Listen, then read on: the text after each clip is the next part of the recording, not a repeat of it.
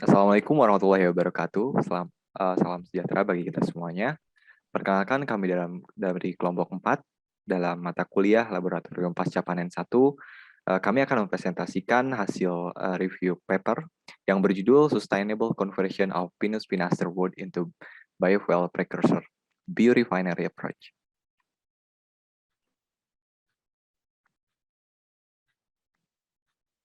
Dalam konten yang akan kami bawakan, ada 4 bagian secara umum. Yang pertama adalah bagian pendahuluan, yang kedua materi dan metode, yang ketiga hasil dan pembahasan, dan yang keempat adalah kesimpulan. Dari identifikasi paper, kami memilih judul Sustainable Conversion of Pinus pinaster Wood into Biofuel Precursor, a Biorefinery Approach.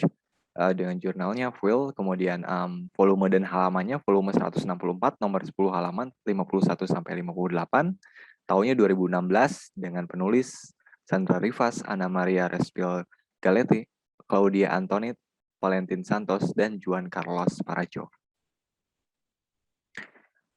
Paper ini dilatar belakangi oleh adanya peningkatan kebutuhan energi di dunia. Dari data ini, kita bisa melihat bahwa konsumsi energi yang berasal dari fosil mengalami peningkatan yang cukup signifikan dari tahun 1800 sampai dengan 2019. Dan jika kita bagi ke beberapa kategori, ada energi ini dibutuhkan lebih dari 10 sektor. Ada transportasi, ada pertanian, bahkan perikanan, dan juga sebagainya.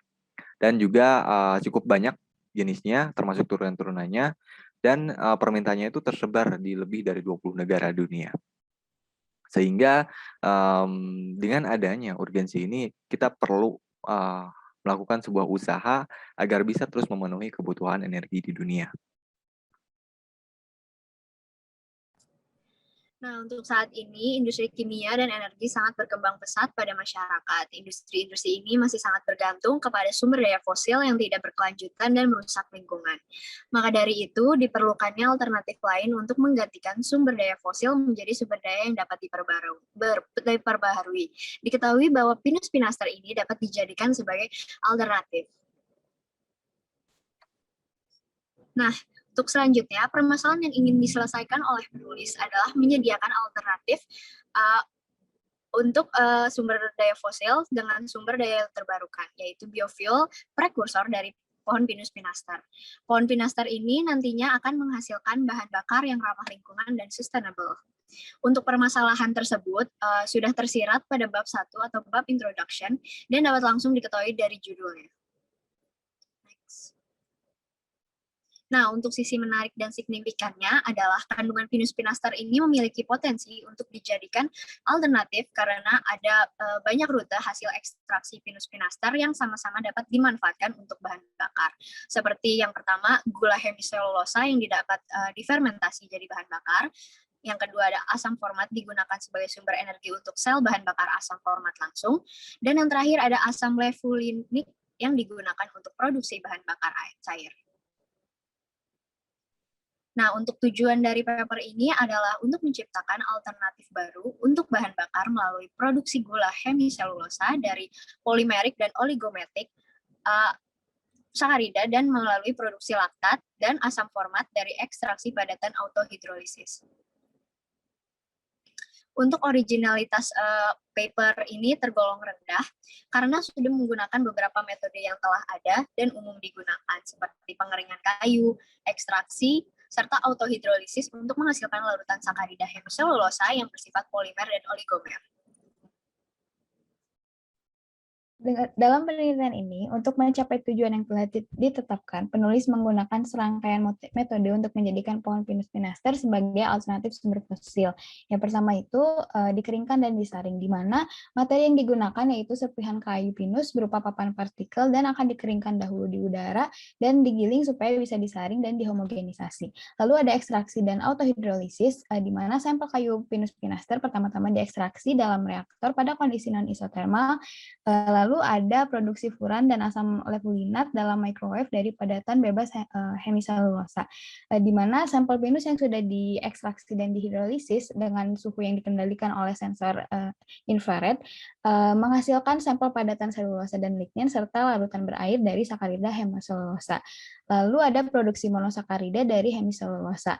Dengan hasil fase cair yang berasal dari autohidrolisis ditambahkan dengan asam sulfat untuk mencapai konsentrasi berkisar 0,5 sampai 4% H2SO4 dan hasil dalam autoklaf pada 110, 120, dan 130 derajat Celcius untuk waktu yang diinginkan. Waktu reaksi menunjukkan durasi dari reaksi isotermal di mana waktu 0 menit sesuai dengan target waktu yang tercapai. Lalu terakhir ada metode analisis di mana komposisi fase cair dari hidrolisis asam kuantitatif, cairan autohidrolisis, dan larutan yang diperoleh melalui pemrosesan asam dari cairan autohidrolisis yang ditentukan dengan HPCl, lalu sampel asam asetat, asam format, fultural, gula, asam asetat, levinat, fulfural, HMF, asam uronat diukur dengan dikeringkan dengan oven pada suhu 105 derajat sampai diperoleh massa yang konstan. Lalu metode yang digunakan dapat mencapai tujuan karena metode pertama, metode ekstraksi dan autohidrolisis akan menghasilkan padatan sampai mencapai kondisi polimerik dan oligomerik agar diperoleh substrat untuk produksi asam levulinat dan asam format.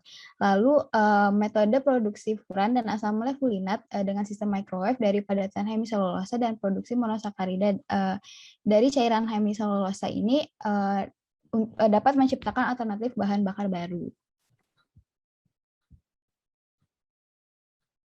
Metode yang digunakan dapat dikatakan memiliki validitas yang tinggi karena telah mengacu pada penelitian yang sudah ada, yaitu ekstraksi dan hidrolisis, di mana ekstraksi kayu yang diekstraksi ini dalam kondisi isotermal dengan suhu 130 derajat Celcius dalam reaktor, kemudian didinginkan dengan sirkulasi air keran melalui koil internal. Metode ini memungkinkan zat ekstraktif yang larut dalam air dapat dihilangkan seperti yang telah dikemukakan sebelumnya pada Conde tahun 2013. Lalu untuk metode hidrolisis, hasil padatan di autohidrolisis dengan suhu 175 derajat Celcius selama 26 menit. Kondisi tersebut terbukti optimal untuk produksi POHS berdasarkan Gonzalez dan Santos tahun 2011 dan Gonzalez tahun 2011. Pada metode analisis asam uronat ditentukan secara spektrofotometri dengan metode yang dijelaskan oleh Blumenkranz dan Asbo Hansen menggunakan asam galakturonat sebagai senyawa referensi untuk kuantifikasi. Baik, selanjutnya kami akan membahas hasil dari pembahasan. Pembahasan pertama yaitu efek autohidrolisis cairan melalui pemrosesan asam. Terdapat 5 jenis senyawa oligosakarida yang akan dieksperimenkan, yaitu glukooligosakarida, manooligosakarida, dan galaktooligosakarida yang akan menjadi glukosa, manosa, dan galaktosa. Dan campuran ketiganya berakhir sebagai hidrometilfurfural. Selain itu, terdapat juga silooligosakarida dan arabinooligosakarida yang akan menjadi silosa dan arabinosa, dan campuran keduanya akan berakhir menjadi furfural. Pembahasan kedua merupakan efek asam terhadap kecepatan proses reaksi kelima produk senyawa yang ada di sebelumnya. Pada manosa, efek asam sebagai katalis sangat signifikan sehingga mempercepat proses reaksi secara eksponensial hingga menit ke-30. Pada galaktosa dan glukosa, efek asam sebagai katalis tidak signifikan dan hanya mempercepat proses reaksi secara eksponensial hingga menit ke-10. Pada silosa dan arabinosa, efek asam sebagai katalis tidak berpengaruh sama sekali. Selain itu, produk akhir hidrometilfurfural, asam laktat dan furfural hanya sedikit, namun tidak diprioritaskan dalam eksperimen ini, karena eksperimen ini hanya membahas tentang katalis sebagai senyawa pemercepat proses reaksi 5 senyawa oligosakarida terlebih dahulu. Selanjutnya adalah pembahasan ketiga yang merupakan berbagai efek suhu, waktu reaksi, dan konsentrasi katalis dalam produksi asam laktat, yaitu apabila berdasarkan eksperimen yang dilakukan untuk suhu adalah 180 hingga 200 derajat Celcius, dan suhu yang paling ideal adalah 190 derajat Celcius. Apabila berdasarkan eksperimen yang dilakukan untuk waktu reaksi adalah 5 hingga 25 menit, dan yang paling ideal adalah 15 menit. Apabila berdasarkan eksperimen yang dilakukan untuk katalis adalah konsentrasi 0,4 hingga 1,4%, dan yang paling ideal adalah 1%. Berikutnya ada kesimpulan. Kesimpulannya, kayu Pinus pinaster merupakan sumber daya yang penting dalam konteks kuantitas dan memiliki kandungan hemiselulosa yang sangat baik. Hemiselulosa pada kayu pinus dihidrolisis menggunakan asam sulfat hingga hampir seluruhnya diubah menjadi gula berupa heksosa dan juga pentosa, yang kemudian akan difermentasi untuk dijadikan biomasa. Di sisi lain, bagian yang diekstraksi juga mengandung banyak zat fenolik yang memiliki nilai tambah. Limbah padatan dari proses hidrolisis pertama tadi dipanaskan dengan radiasi gelombang mikro dan direaksikan menggunakan HCl dan air untuk menghasilkan asam levulinat dan juga asam format. Hasil sisa padatan yang utamanya terbuat dari lignin ini dapat digunakan untuk berbagai keperluan termasuk untuk kebutuhan bahan bakar. Oleh karena itu, kesimpulan ini sekaligus dapat menjawab masalah yang ingin diselesaikan oleh penulis, yaitu memberikan alternatif bahan bakar yang sustainable dan ramah lingkungan untuk menggantikan kebutuhan bahan bakar fosil yang sangat tinggi. Kontribusi penulis terhadap permasalahan ini adalah penulis memiliki kontribusi yang sangat besar karena mampu membuktikan bahwa kayu Pinus pinaster dapat dimanfaatkan secara optimal sebagai biofuel yang sustainable dan juga ramah lingkungan. Selain produk utamanya yang berupa glukosa, ternyata limbah padatan hasil hidrolisis pertamanya juga dapat diproses kembali hingga dihasilkan asam levulinat dan juga asam format yang dapat dimanfaatkan sebagai bahan bakar alternatif.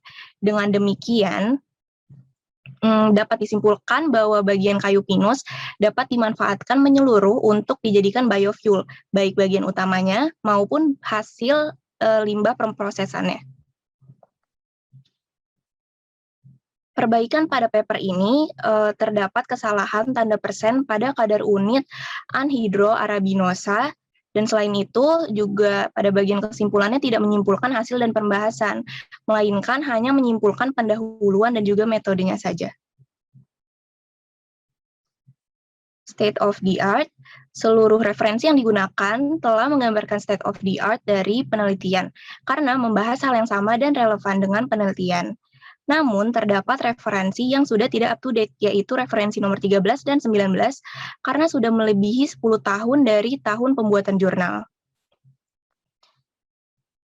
Berikut ini adalah daftar pustaka yang digunakan sebagai validitas dalam review paper kali ini.